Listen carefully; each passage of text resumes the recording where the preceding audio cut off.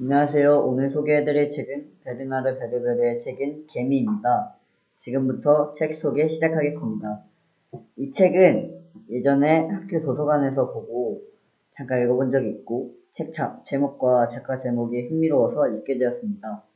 개미를 쓴 저자의 이름은 베르나르 베르베르인데요. 베르나르 베르베르는 1961년 9월 18일 프랑스 툴레즈에서 태어났습니다. 베르나르 베르베르가 쓴 책은 개미를 비롯해 타나토노스, 고양이, 천사들의 제국, 신, 빠삐용 등이 있습니다. 개미는 베르나르 베르베르의 데뷔작이며 베르나르 베르베르의 책 중에서 사람들에게 가장 인기가 많은 책입니다. 이 책의 주제는 개미와 인간의 유사성, 그리고 여러가지 개미들을 보여주면서 소설 속에 등장하는 개미들의 지혜와 우월함을 보여주고 있는 것 같습니다. 이 책은 개미와 사람들의 장면을 계속해서 번갈아 연출시키며 양쪽의 상황을 보여주고 있습니다. 그래서 양쪽의 상황들을 보면서 상상하도록 만드는 책인 것 같습니다. 이제 줄거리를 설명하겠습니다. 이 책은 위에서 말했듯이 개미와 인간과 대비되는 상황들을 보여주며 이야기가 전개되어 약간은 혼란스럽고 어지러운 전개가 이어지기도 합니다. 그래서 저는 인간 따로, 개미 따로 줄거리를 말씀드리려고 합니다.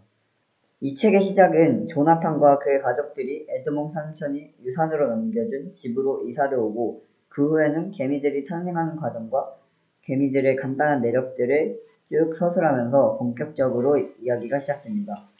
그리고 조나탄은 유산을 물려준 에드몽 삼촌에 대해서 궁금증이 생기고 오기스타 할머니에게 에드몽에 대해서 조금이나마 듣게 됩니다. 이때 이 책의 열쇠라고도 할 수 있는 에드몽의 수수께끼가 나옵니다. 바로 성냥개비 6개만 가지고 정삼각형 4개를 만들어 보라는 수수께끼입니다. 조나탄은 처음에는 이 수수께끼에 대해서 별로 신경을 쓰지 않습니다. 그리고 조나탄은 벽장으로 가서 에드몽이 남긴 편지를 찾아냅니다.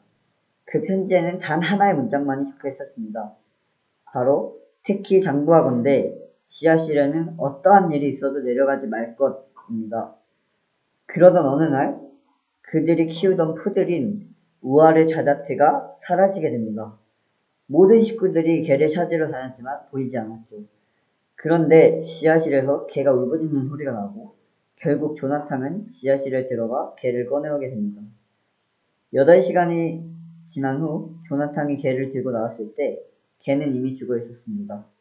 그리고 조나탄은 그날 이후로 완전히 다른 사람이 됩니다. 조나탄은 계속 지하실로 내려가고 싶어 했고 결국 조나탄은 수수께끼를 풀며 지하실의 끝에 도달하게 됩니다. 그 과정에서 사라진 조나탄을 찾기 위해서 소방관과 경찰관들이 투입되고 또 그 사람들도 마찬가지로 사라집니다. 뭔가가 이상함을 느낀 아내들과 아이들도 이 지하실로 조나탄을 찾으러 갔다 사라지고 결국 오기스타 할머니와 에드몽의 친구들인 브라젤과 로젠펠트가 지하실의 끝에 도달하고 지하실의 끝에는 넓은 공간이 있었고 지금까지 실종된 모든 사람들이 작은 공동체를 이루어 사는 것을 보게 됩니다. 지하실 끝은 17세기 초에 지어진 지하 사원이었고 이곳은 에드몽이 연구를 하는 공간이었죠. 그리고 이 지하사원 위에는 개미가 살고 있었고 그 개미들과 소통을 하는 장치를 만들어내 개미들과 소통을 하고 있었습니다. 그리고 모든 사람들이 함께 살면서 사람들의 이야기는 끝이 납니다. 그리고 그 시각 개미들의 도시에서는 개미가 탄생합니다. 그 개미들이 점점 많아지고 도시를 이루기 시작합니다. 그 도시의 이름은 벨로캉입니다. 개미들은 여러 종으로 이루어져 있는데 그 중 불개미들은 도시 연합으로 날아가게 됩니다. 그중 벨로키우 키우니 여왕이 벨로캉이라는 도시를 세웁니다. 벨로캉에서는 여러 가지 애들이 있습니다. 불개미 국가는 층별로 나누어져 사육, 산란 등 여러 가지 방으로 이루어져 있습니다. 그리고 유기적으로 생활을 하며 균형을 맞춰 나갑니다. 이렇게 평화롭던 불개미 나라에 수개미 327호와 암개미 56호 그리고 103,683호는 나라에 무슨 문제가 있다고 생각하고 나라에 들어와 있는 바위 냄새가 나는 스파이 개미들을 잡으려고 노력합니다.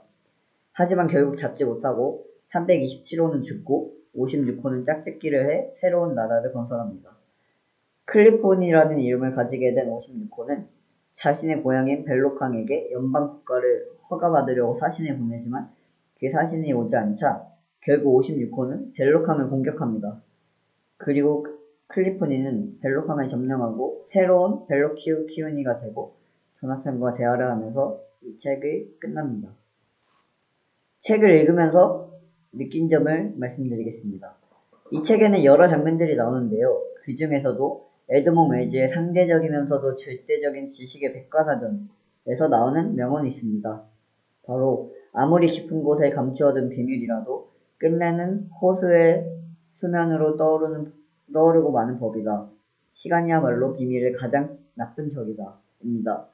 이 명언은 모두가 공감할 수 있는 내용 같습니다. 우리 모두는 살면서 비밀을 하나씩은 감추고 살아갑니다. 하지만 그 비밀들은 시간 앞에서는 속수무책입니다. 마치 호수의 수면 위로 떠오르는 것처럼 언젠가는 떠오르기 마련인 것 같습니다. 이 책에 대한 솔직한 비평을 하자면 책이 다소 어려운 부분이 있는 것 같습니다. 결코 가벼운 책은 아닌 것 같습니다. 이 책은 개미와 사람의 장면이 따로 나오기 때문에 스토리가 조금 복잡하고 시간의 흐름을 이해하기 어렵고 또 철학적인 사상도 담고 있어 쉽지 않을 수도 있습니다. 하지만 SF 장르를 좋아하고 많이 읽어본 사람이라면 충분히 읽기에 재미있는 책인 것 같습니다. 저는 이 책을 SF 장르를 잘 알고 좋아하는 사람에게 추천하고 싶습니다. 만약 책을 많이 읽어보지 않은 사람이 이 책을 읽는다면 이해하는 데 어려움을 겪을 수 있기 때문에 책을 많이 읽어본 사람이 읽으면 더욱더 재미있게 읽을 수 있을 것 같습니다. 네, 지금까지 개미를 소개했는데요.